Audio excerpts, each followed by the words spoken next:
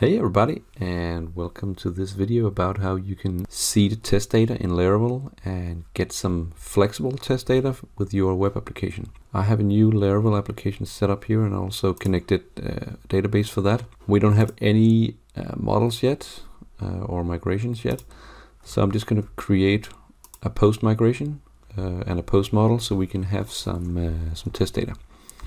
So first we're going to do artisan make model post, and we're going to attach the M flag so we get a migration in the same command. So now we have created a migration. We can see it in our, if we refresh, we have a new migration there. We also have a new post model.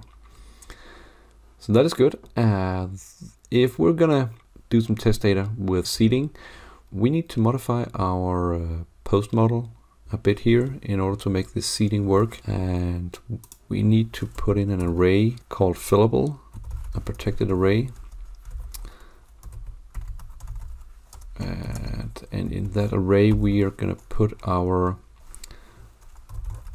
the columns or the properties of our post model here. And if we have a title and we have a body, let's keep it simple in this example here. So we have the title and body, and that is it for the post model. This will allow us to create a post fast inside the seeder. Then we need to go and modify the actual database migration here, because we have an ID right now, and this is the default Laravel setup for a database table. So we're just going to add these two columns, the title and the body, and the first one is going to be defined as a string, and that is going to default to a varchar in the database.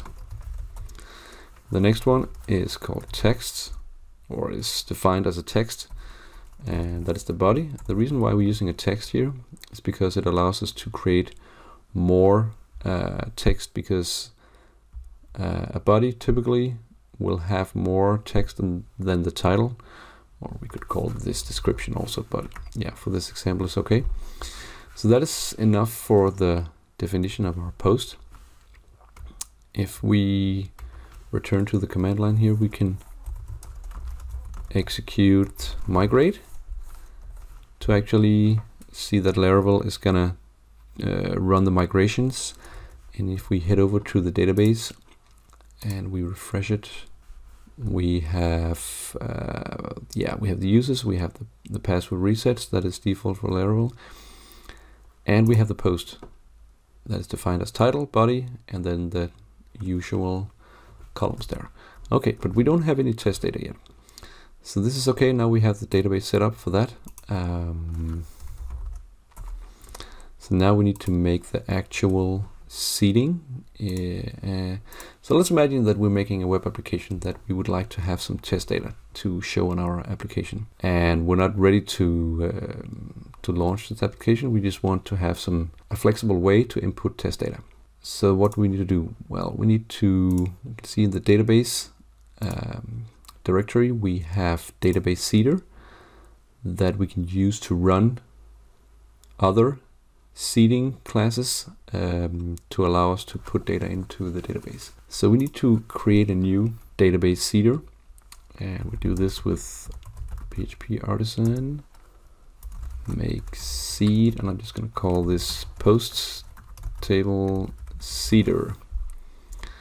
That is going to create a seeder, and we can see it appears in our seeds directory, and this is also empty, and in here we can actually put the code that will allow us to input data. So we're going to create a post. That will be a new, and now we're accessing the app because this is where our post model is inside, and we can create an array using the fillable that we created inside of the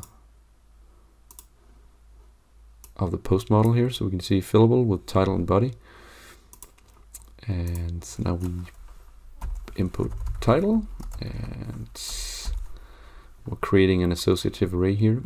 So if we take it, call this post number 1 title, and the body.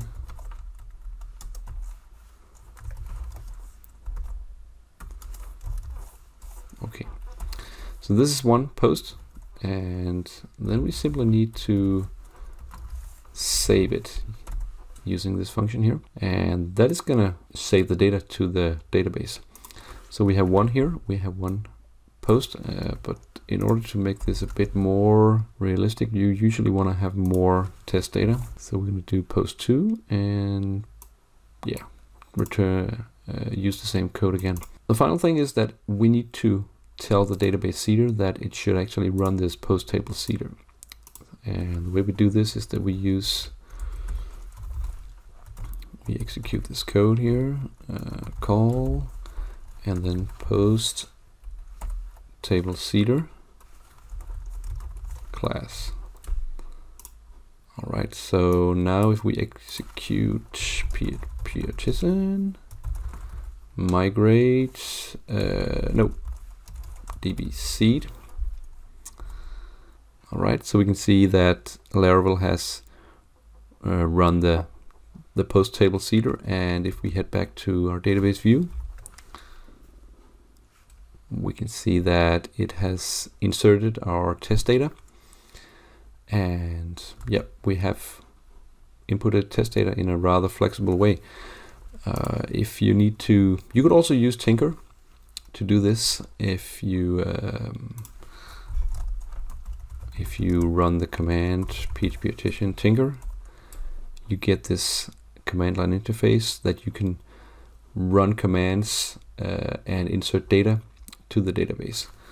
The reason why I think this is a bit more flexible is that you have this definition now.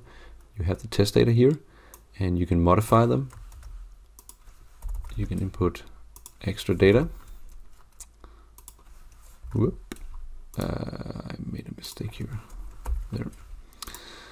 So you have 3 rows now. And then if you modify other models or other migrations, it is really simple to run migrate and refresh. That is gonna run the whole database setup again, and then you can do db seed again, and that will give the post number 3. All right, so that is basically it about how you can seed data in Laravel. Thank you for watching. Have fun with this. Bye bye.